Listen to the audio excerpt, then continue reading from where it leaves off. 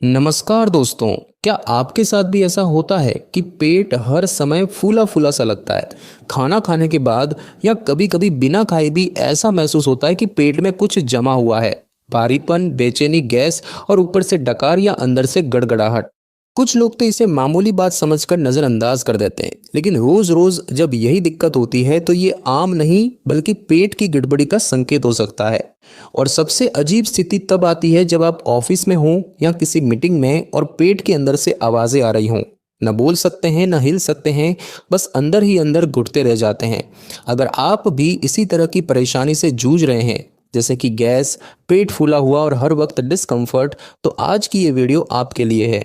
हम आपको बताएंगे 3 ऐसी घरेलू चीज़ें जो इस समस्या को जड़ से शांत करेगी, बिना किसी दवाई के और बिना साइड इफेक्ट के। साथ ही कुछ ऐसी ज़रूरी बातें भी जो आपको दोबारा इस तकलीफ में न डालें। दोस्तों, अब सवाल ये है कि गैस आखिर बनती क्यों है? तो क्या आपने कभी ध्यान दिया है कि जब हम खाना बहुत जल्दी जल्दी खाते हैं या बिना ठीक से चबाए निगल जाते हैं तो कुछ देर बाद पेट में भारीपन, जलन और गैस जैसी परेशानी होने लगती है। दरअसल हमारे खाने को ठीक से पचने के लिए समय और एंजाइम दोनों की ज़रूरत होती है।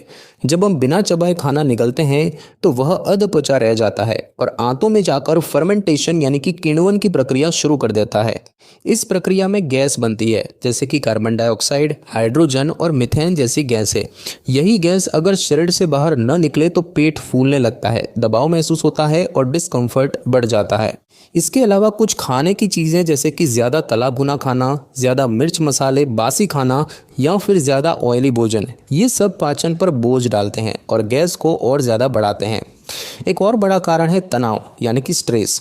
जी हाँ, जब हम बहुत ज़्यादा टेंशन में होते हैं तो शरीर के डाइजेस्टिव सिस्टम पर असर पड़ता है। इससे पेट की मांसपेशियां सिकुड़ती है और खाना न ठीक से पचता है और न आगे बढ़ता है, जिससे गैस बनने लगती है।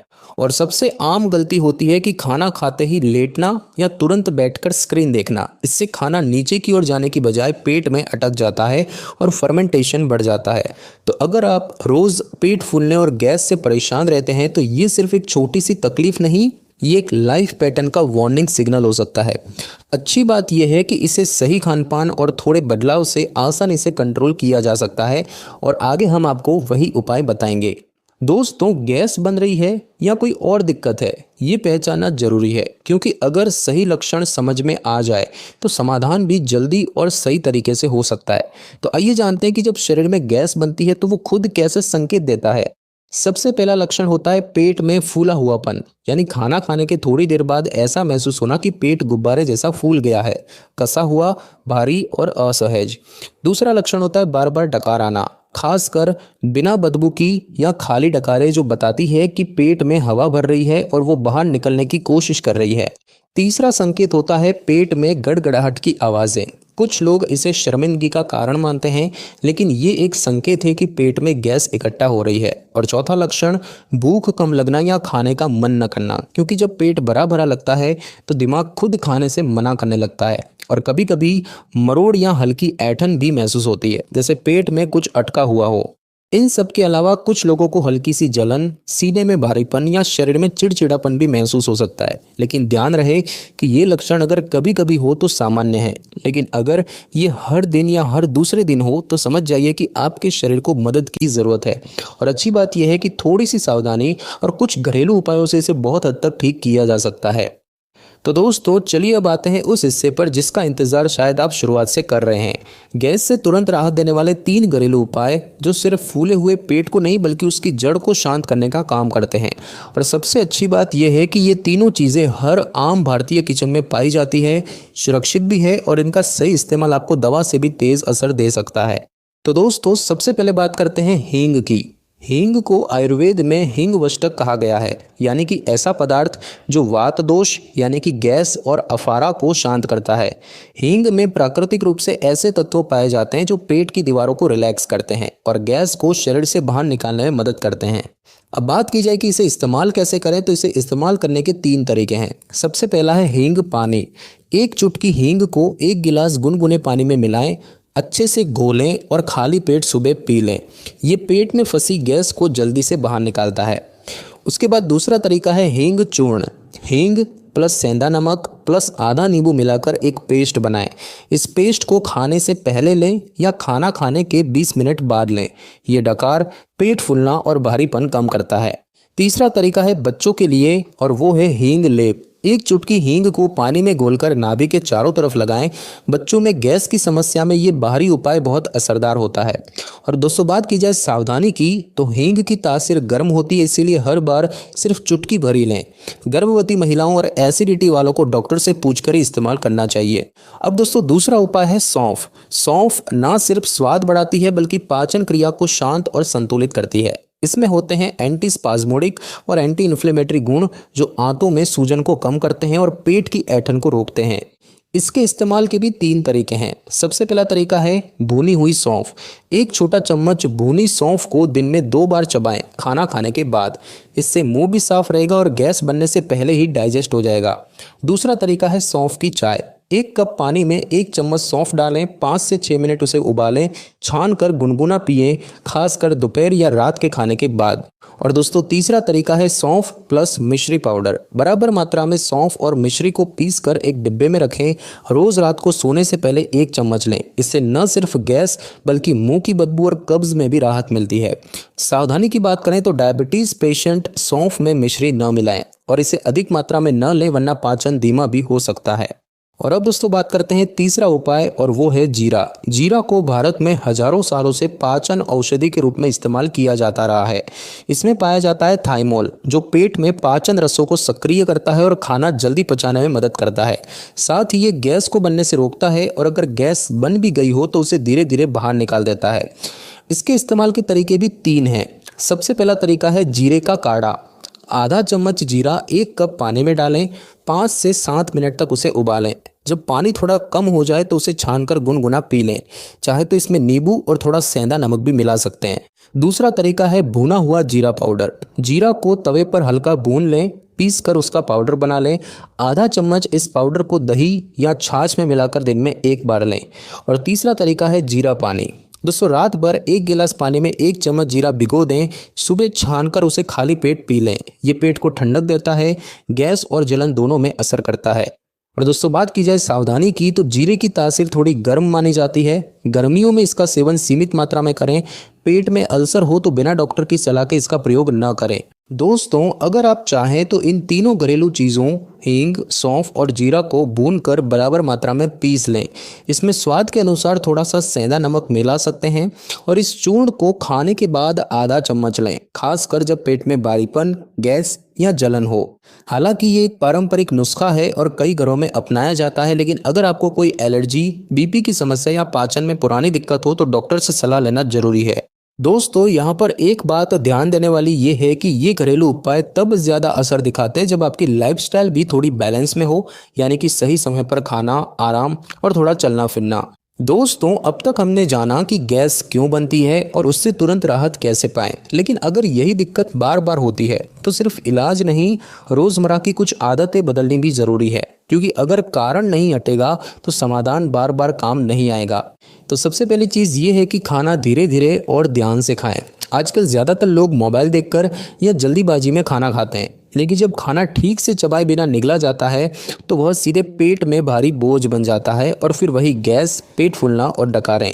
याद रखें हर निवाले को कम से कम 20 से 25 बार चबाना चाहिए। इससे लार यानी कि सलाइवा अच्छे से मिलती है, जो पाचन की पहली सीढ़ी होती है। दूसरी चीज, खाना खाने के बाद तुरंत लेटे नहीं। कुछ लोग खाना खाते ही लेट जाते हैं, खासकर रात के समय।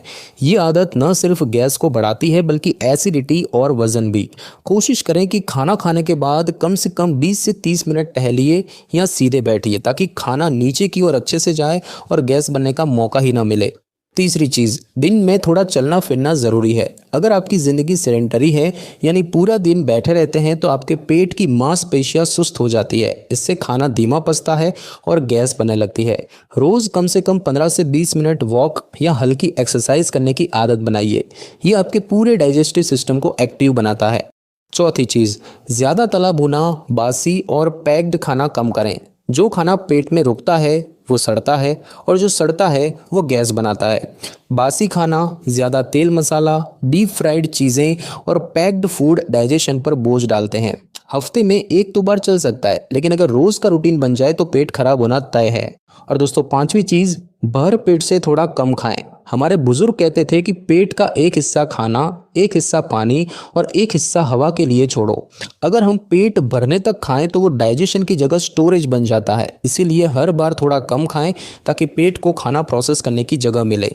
और दोस्तों छठी चीज, ठंडा पानी या कोल्ड ड्रिंक खाने के साथ ना लें। बहुत लोग ठंडा पानी या कोल्ड ड्रिंक खाना खाते समय या तुरंत बाद लेते हैं। इससे पाचन एंजाइम्स की सक्रियता घट जाती है और खाना धीरे पचता है, जिससे गैस बनने लगती है। इसीलिए खाना खाने के 20 से 30 मिनट बाद ही पानी पिएं, और अगर पिए भी तो गुनगुना या सामान्य तापमान वाला। और दोस्तों सातवीं चीज ये है कि स्ट्रेस कम करें। आजकल तनाव यानी कि स्ट्रेस सिर्फ दिमाग को नहीं, पेट को भी परेशान करता है। स्ट्रेस में शरीर का नर्वस सिस्टम पेट की गति को धीमा कर देता है, जिससे गैस, अपच और भारीपन जैसे लक्षण बढ़ जाते हैं। हल्की वॉक, मेडिटेशन, गहरी सांसें लेना, ये सब पाचन के लिए उतने ही जरूरी है जितना कि खाना। दोस्तों बहुत बार गैस की तकलीफ से परेशान लोग या तो घबरा जाते हैं या फिर इधर उधर की बातों पर भरोसा करने लगते हैं। लेकिन जरूरी है कि हम ये समझें कि हर चीज़ जो लोग बोलते हैं वो सच नहीं होती। तो आइए जानते हैं गैस से जुड़ी कुछ सबसे आम गलतफहमियां और उनकी सच्चाई। तो दोस्तों पहली गलतफहमी ये है कि गैस मतलब हमेशा कब्ज है, जबकि ऐसा नहीं होता। कब्ज और गैस दो अलग समस्याएं हैं, लेकिन कई बार साथ साथ हो सकती है। कब्ज में मल सख्त होता है और पेट साफ नहीं होता, जबकि गैस पेट में हवा जमा होने से होती है।